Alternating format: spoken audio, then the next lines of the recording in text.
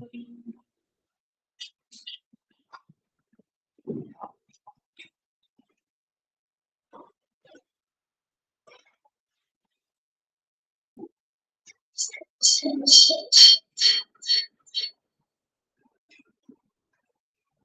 langsung mulai mungkin ya.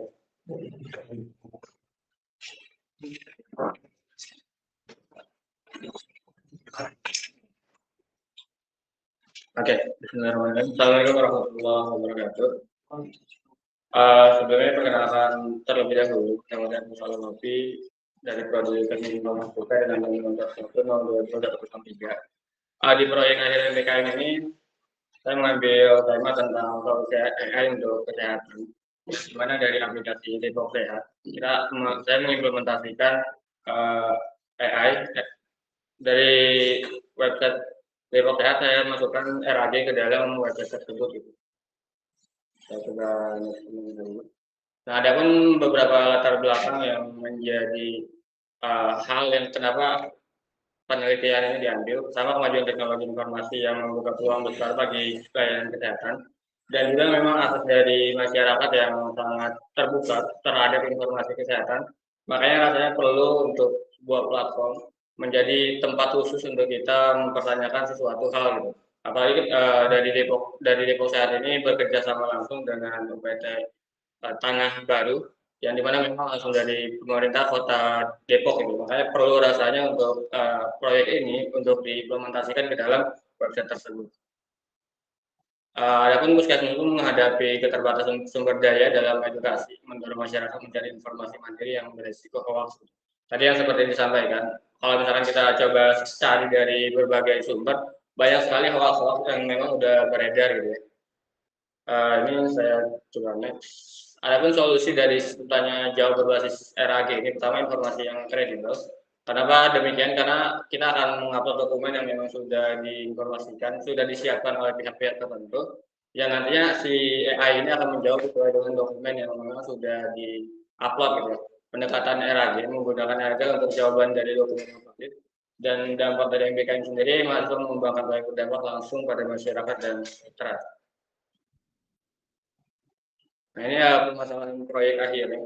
Bagaimana pertama perancangan sistem website, bagaimana merancang sistem tanya jawab web yang menyajikan informasi pencegahan anemia secara akurat dari dokumen resmi. Sebelumnya dari website Depok Sehat ini memang sudah ada, tapi diimplementasikan konsep RAG-nya ke dalam website itu gitu. Makanya harus perlu ada sistem tanya jawab gitu. Yang kedua implementasi arsitektur RAG. Bagaimana menerapkan RAG agar sistem memanfaatkan dokumen kesehatan sebagai sumber jawaban. Yang ketiga integrasi AI ke web. Bagaimana mengintegrasikan sistem tanya jawab AI ke aplikasi web agar mudah diakses, dan terakhir relevansi dan konsistensi dari jawaban itu sendiri. Bagaimana memastikan jawaban relevan, konsisten, dan bersumber dari dokumen rujukan. Ini ada batasan masalah. Aplikasi web AI, sistem berupa aplikasi web dengan fitur-fitur tanya jawab berbasis AI. Selanjutnya topik anemia, pembahasan sistem terbatas pada informasi pencegahan anemia, karena memang dari aplikasi Depok Sehat ini terus yang modifan memang dikhususkan untuk anemia itu sendiri gitu ya. Lalu sumber daya data resmi dari data dokumen kesehatan resmi sebagai basis pengetahuan, karena rasanya saat ini masih dikit banget pengetahuan ataupun dokumen yang diupload, hanya dari beberapa sumber, dan saat ini ada 3 dokumen yang diupload dari dokumen. Lalu bukan buat diagnosa medis, karena ini lebih sekedar memberitahu informasi terkait anemia, bukan sebagai pengganti dari tenaga medis itu sendiri. Dan terakhir ini fokus implementasi, pembahasan pada pengembangan dan implementasi sistem. Ini mitra yang dikerjasamai dari UPTD Puskesmas Tanah Baru, Kota Depok, sebagai mitra menyediakan layanan kesehatan dasar dan program pencegahan anemia. Ini saya langsung lanjut ya. Ini ada deskripsi pekerjaan dan lingkup, analisis kebutuhan, perancangan arsitektur, pengembangan backend aplikasi, implementasi pipeline RAG, pengujian sistem, dan dokumentasi pelaporan. Ini ada analisis kebutuhan dan rancangan dari solusinya. Identifikasi permasalahannya, ada keterbatasan waktu dan tenaga penyampaian info kesehatan, belum ada media digital interaktif resmi, risiko hoax dari pencarian mandiri, kebutuhan sistem jawaban konsisten dan terpercaya, dan dari segi teknis tersendiri, aplikasi yang mudah diakses, sistem tanya jawab dalam bahasa Indonesia, mekanisme pengambilan informasi dari dokumentasi, integrasi AI untuk jawaban relevan, dan terakhir kebutuhan sumber daya, dokumen kesehatan resmi, peralatan pengembangan perangkat lunak, pengadaan pemrograman web, basis data dan AI, dan terakhir komunikasi dan koordinasi dengan mitra. Nah ini deskripsi dari solusi dan kebutuhan fungsional.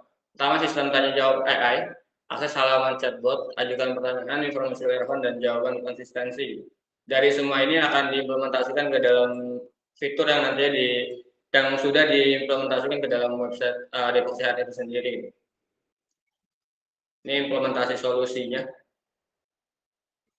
Pelaksanaan dari implementasi solusi ini dibagi menjadi 5. Pertama, persiapan dari pengembangan kayak setup Django, ChromaDB, dan embedding model. Sebenarnya karena dari Depok Sehat sendiri ataupun Modiva sudah ada website ya, jadi kita tinggal memasukkan antara ChromaDB-nya dan sistem dari RAG-nya itu sendiri.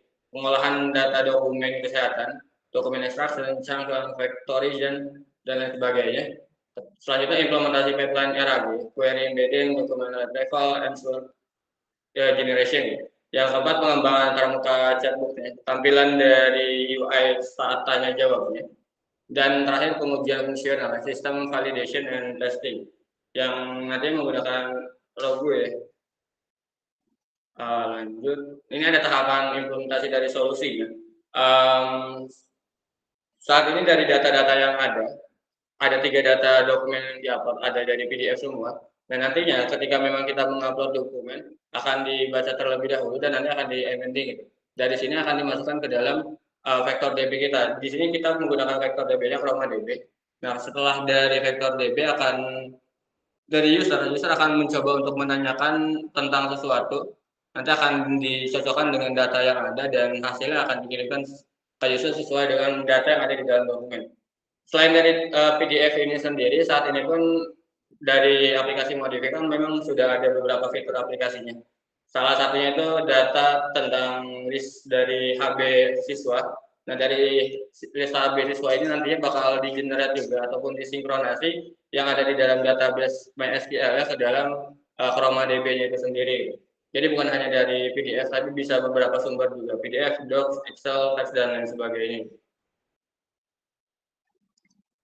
Mungkin izin langsung saya coba demokan hasilnya.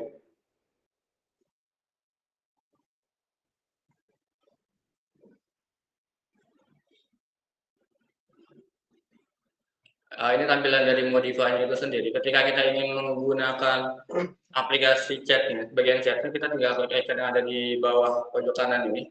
Nanti akan muncul pop-up. Di sini ada beberapa pertanyaan yang memang sudah saya siapkan dari beberapa dokumen.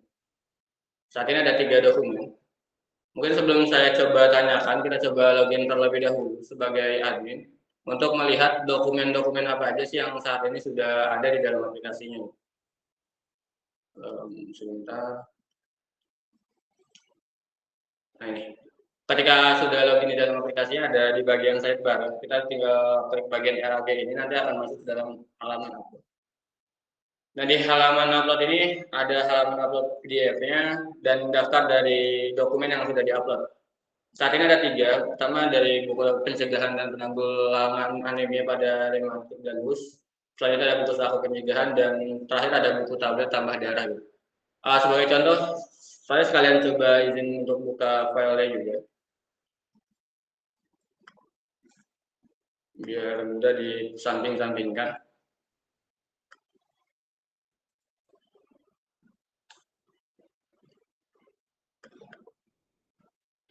Misal kita coba terlebih dahulu dari buku tablet tambah darah.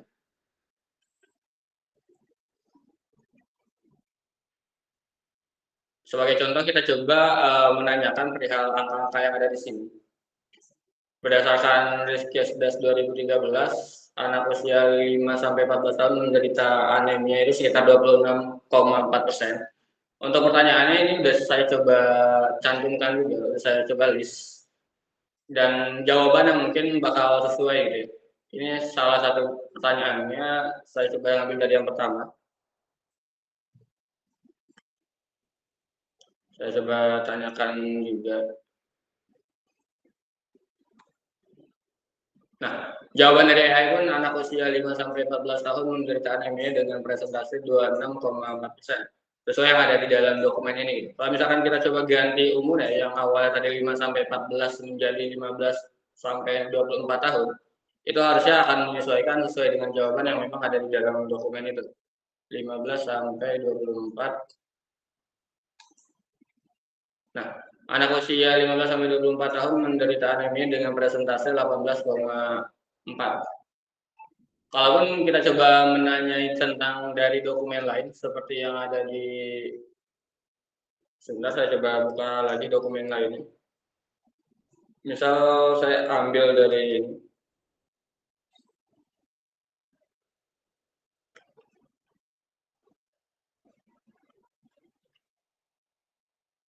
buku saku pencegahan anemia. Saya coba tanyakan perihal prevalensi anemia pada ibu hamil ataupun pada anemia pada usia 5-14 tahun. Saya coba ambil yang bagian sini.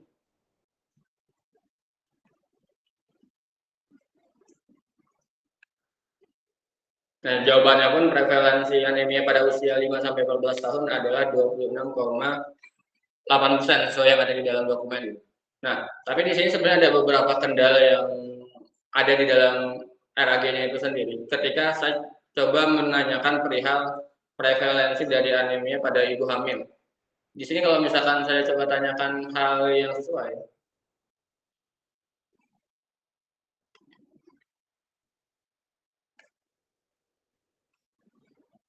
nah, sistem di sini menjawab, maaf saya tidak tahu karena informasi tersebut tidak ada dokumen. Walaupun sebenarnya ada di dalam dokumen ini karena ketika memang saya coba cari tahu, ketika saya coba nge-select ataupun ngepilih secara manual yang ada di dalam dokumen, dia akan membaca terlebih dahulu bagian Kemenkesnya ini.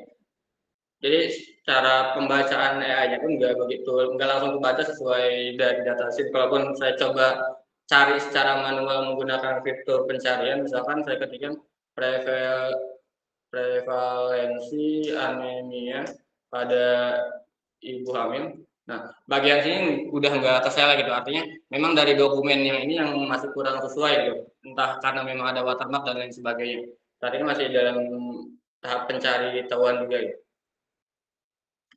Itu untuk fitur dari upload dokumen. Tadi sempat saya singgung juga perihal dari data HB siswa. Ketika kita buka di sini ada data HB siswa dan di sini ada button untuk sinkronasi ke RAG.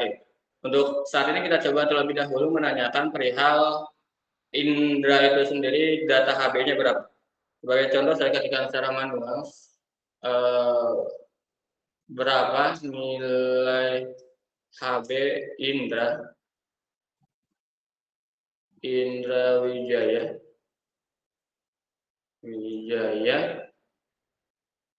tahun 2025.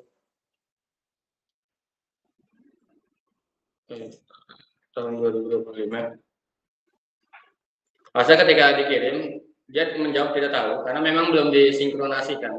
Sekarang kita coba sinkronasikan terlebih dahulu. Nanti dari sistemnya akan mengupload ulang ke dalam RAG. Yang nantinya hasil dari sinkronasinya pun akan masuk ke dalam data yang ada di dalam RAG. Yang awalnya tadi ada 3 harusnya bakal bertambah jadi 4. Proses dari sinkronasinya ini tergantung dari berapa banyak datanya. Karena memang data saat ini ada 10, jadi menyesuaikan dari datanya. Jadi ini izin untuk ditunggu terlebih dahulu.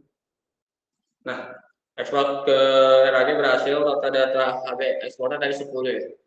Nah, kalaupun kita lihat dari dalam RAG-nya, halaman RAG ini, agak lemot. Nah, dia akan menambah dataset baru, namanya sinkronasi HB, tanggalnya dan jamnya jam berapa. Dan kalaupun kita kembali menanyakan tentang hal yang sama, yang awalnya dia tidak tahu, harusnya sudah mengetahui karena memang datanya sudah ada. Nah, dia akan memberitahu berikut ada informasi yang diminta, nama, dan ada penjelasan secara detail ya. Nilai HB Indra Wijaya pada tahun 2025 adalah 14,1 dengan status normal. Begitupun kalau misalkan kita coba tanya, harusnya ketika memang menanyakan dengan NIS pun AI-nya masih bisa menjawab ya. Berapa nilai HB siswa dengan NIS 10.008 misalnya, anggota yang berbeda. Nah, kalaupun memang kita menanyakan sesuai dengan NIS pun, dia akan bisa langsung menjawab sesuai dengan data yang ada di dalam sinkronasi tadi. NIS dengan NIS 10.008 itu adalah Vina Lestari, sekolahnya ada di Semen 2, Kota Depok. HB-nya itu 8,7 dan keterangan ataupun statusnya itu anemia berat. Mungkin cukup sekian yang bisa saya presentasikan perihal dari demo pengerjaannya. Ini ada pengujian yang terlebih dahulu sebentar.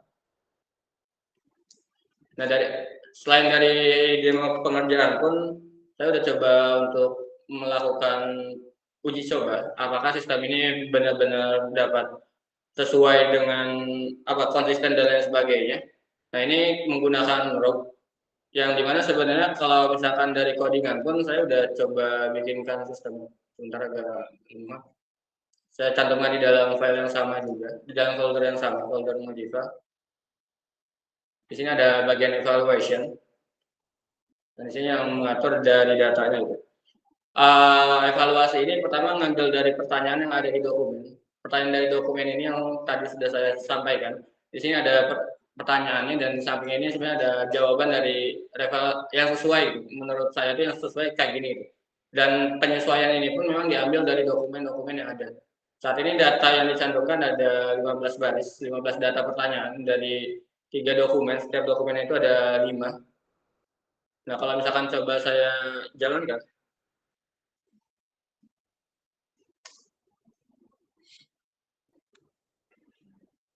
nah dia akan generate terlebih dahulu dan akan membaca dari sheet yang ada gitu.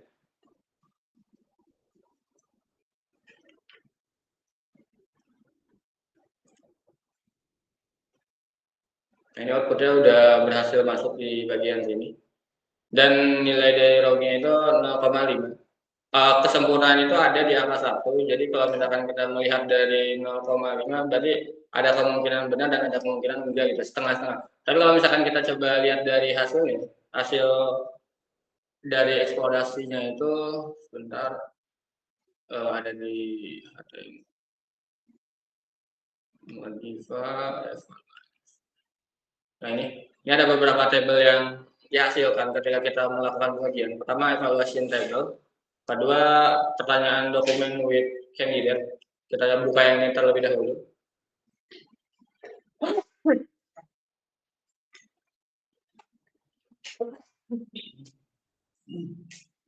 Nah, hasil dari dokumennya itu sama seperti tadi sebenarnya pertanyaan, jawaban, dan hasil yang dikirimkan oleh AI-nya gitu. Karena kita menggunakan website, jadi hasil yang dikirimkan memang saya set menggunakan HTML agar lebih rapi. Nah, ini. Dan ini hasil dari requestan tadi. Kalau misalkan kita lihat dari evaluasinya itu sendiri,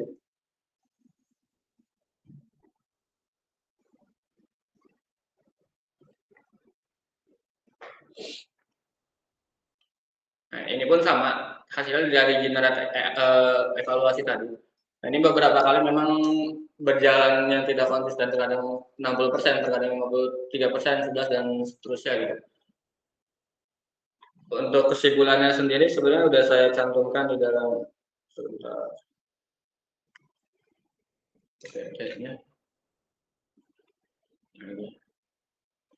untuk penjelasannya, satu itu mengukur kesamaan unigram ataupun kata tunggal antara jawaban sistem dan jawaban referensi. Rho 2 itu mengukur kesamaan diagram dua kata berurutan. Rho L itu mengukur kesamaan urutan terpanjang. Dan metrik evaluasi itu ada precision, akurasi jawaban yang dihasilkan, recall, cakupan informasi yang diperoleh dari dokumen, F1 score, keseimbangan antara precision and recall, dan dataset dari 15 data yang ada itu. Nah, ini tadi kesimpulannya ada 53% buat rob satunya, rob 2 itu ada 42,14, rob L itu ada 52,23 gitu. Pengujian ini dilakukan pada 15 dataset pertanyaan dengan hasil yang menunjukkan kemampuan sistem yang signifikan dalam mengambil informasi penting dari dokumen itu sendiri. Nah, ini analisis hasil pengujian, kemampuan menangkap kesamaan kata cukup baik. Pengujian ke-14 mencapai 88,89 sesuai yang sangat tinggi. Beberapa pengujian lebih rendah karena perbedaan pemilihan kata dan lain sebagainya. Dan di log 2 ini keterbatasan data menghasilkan frasa yang sama dan terusnya. Sedangkan di log L ini sistem cukup baik menjaga urutan dan koherensi informasi, tentang integrasi informasi terjaga dengan baik. Ini kesimpulan dari hasil pengujian. Keberhasilan sistem recall tinggi menunjukkan sistem berhasil mengambil informasi penting dari dokumen, tidak ada halusinasi. Walaupun mungkin dari hasil yang ada di dokumen tidak selalu sama persis 100%. Karena ada yang beberapa saya minta untuk diparafrase. Karena ketika memang tidak diparafrase, ada beberapa kalimat ataupun paragraf yang rasanya agak sulit untuk dimengerti gitu. Jadi beberapa memang diparafrase. Integrasi jawaban terjaga dari sumber resmi, sistem efektif sebagai alat edukasi kesehatan yang akurat. Adapun potensi dan pengembangan sistem memenuhi tujuan sebagai sarana edukasi. Variasi dari version menunjukkan perbedaan penyampaian, bukan penyimpangan informasi. Potensi besar dalam mendukung upaya edukasi kesehatan masyarakat dan terakhir dapat dikembangkan lebih untuk topik kesehatan lainnya. Mungkin cukup dari apa yang bisa saya sampaikan. Kiranya ada yang ditanyakan atau disarankan, saya persilakan.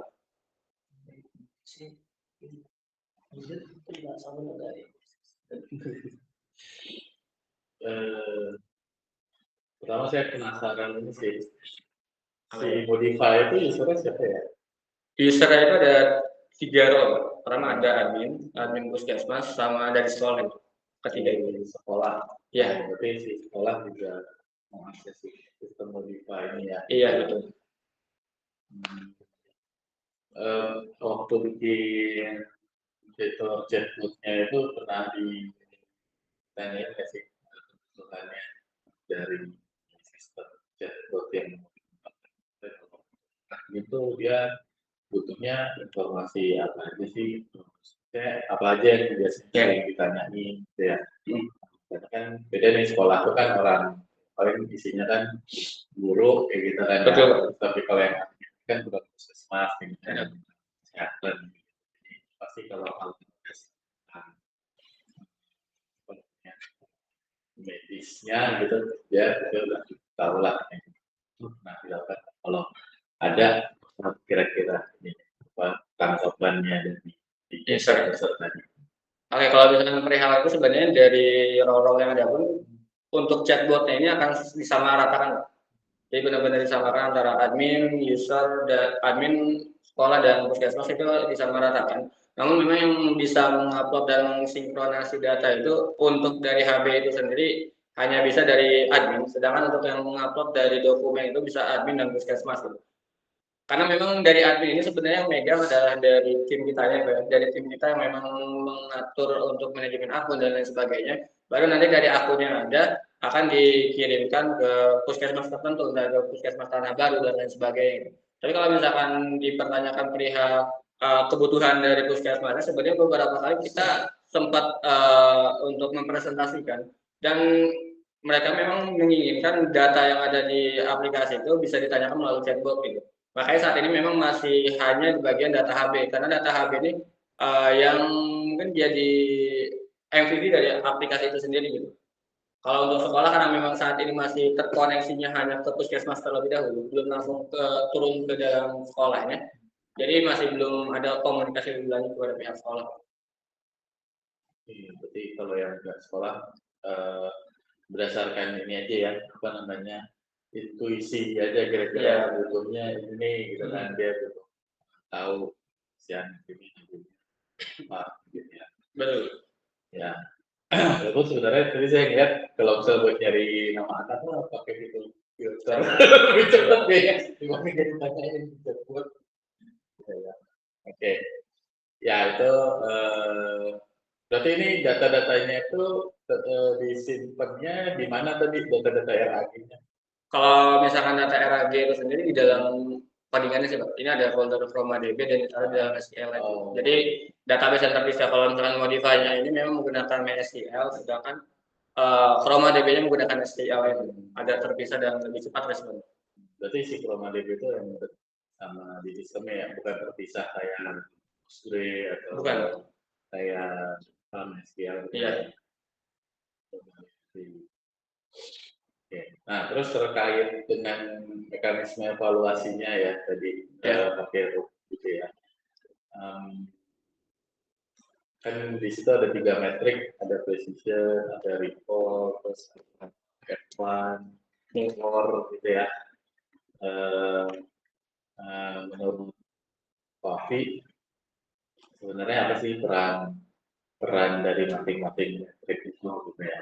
Si precision itu dia fungsinya buat mengevaluasi, terus recall itu buat mengevaluasi apa. Mungkin nggak sih sebenarnya ada sistem yang precisionnya tinggi, recall-nya Kalau untuk precision mungkin secara definisi lebih ke kesamaan dari data yang saya kirimkan. Misalkan di dokumen tadi kan nama file pertanyaan dari dokumen.excel ya kan. Nah, buat preferensi itu mencocokkan gitu, antara pertanyaan yang saya sediakan, jawaban yang saya sediakan dengan respon yang ada gitu. Sedangkan recall ini kalau misalkan saya pahami secara pembahasan saya mungkin lebih ke pengulangan yang sama gitu. Ketika memang si usernya menanyakan hal yang sama, apakah terjadi hal yang sama juga gitu. Terjadi request yang sama juga atau tidak gitu. Untuk kemungkinan yang disampaikan antara recall dan preferensi itu mungkin bisa terjadi.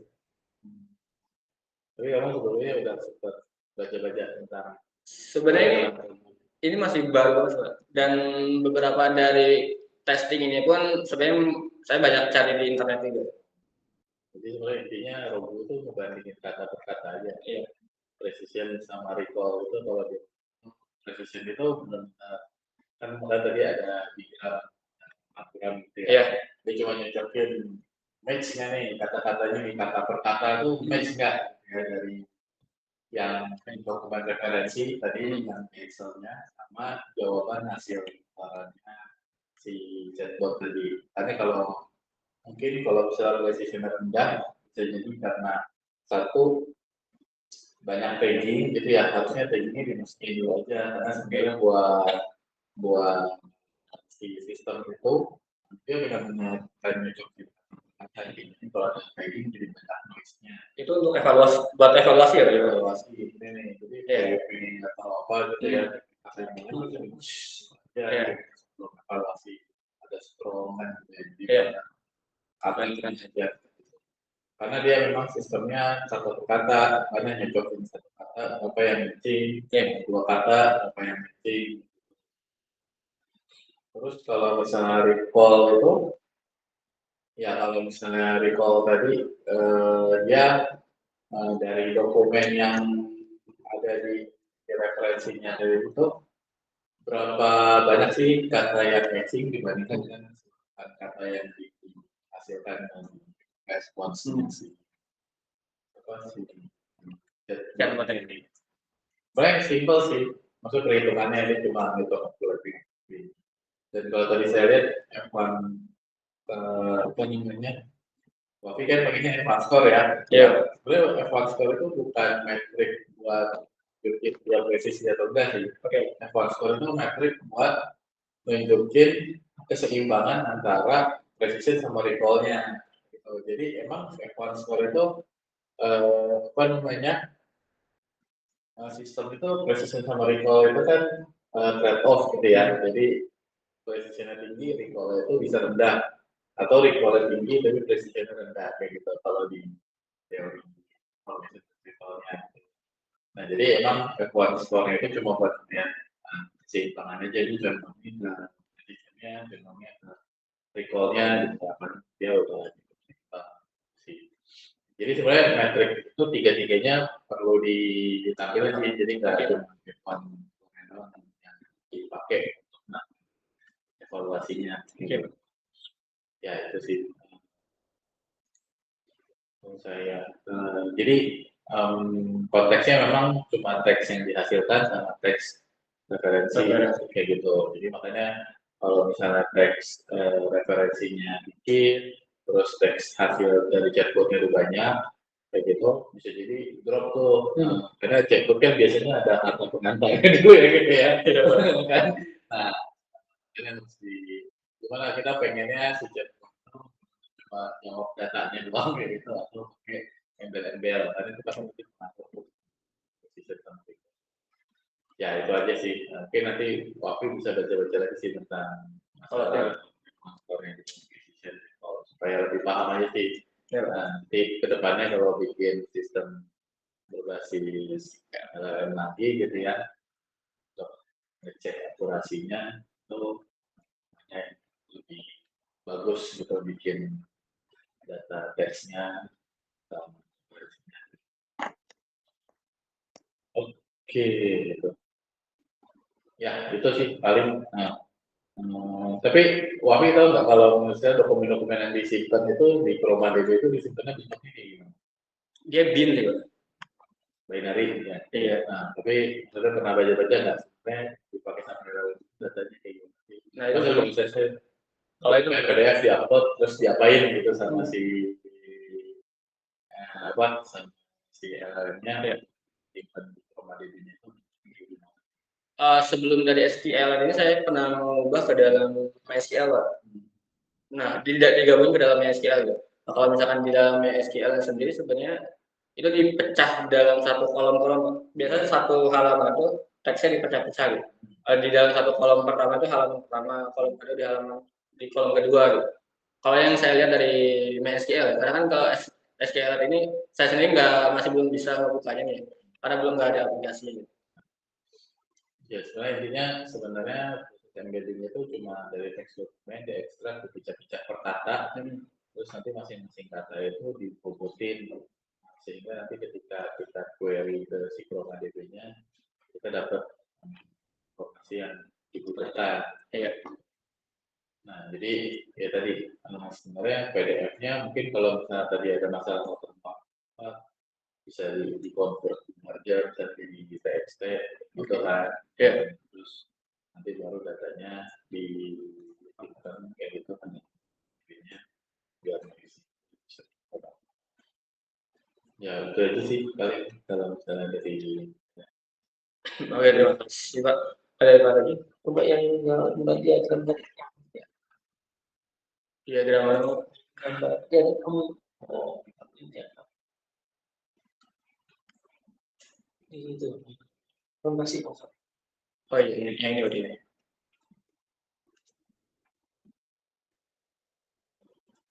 Yang tadi ada data itu yang Mas Aset. Sebentar. Oh, itu di PPTW.